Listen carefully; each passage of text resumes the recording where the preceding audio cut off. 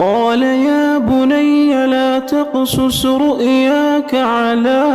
إخوتك فيكيدوا لك كيدا إن الشيطان للإنسان عدو مبين وكذلك يجتبيك ربك ويعلمك من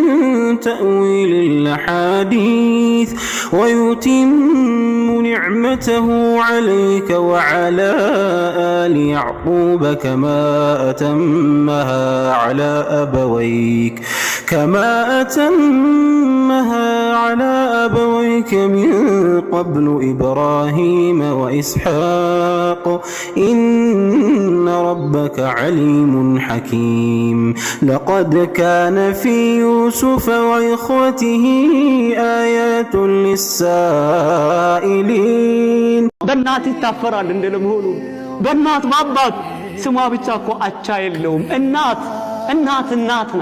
በእናት ይታፈራል ፊቷ ስለበለዘ በእኛ ከጥና ስለሆነች አለባበሷ ስላላማረ እኛን ለማሳደግ ስለተጨነቀች ከሰውነት ስለወጣች በእናትና ባባት ይታፈራል ያ አብደላህ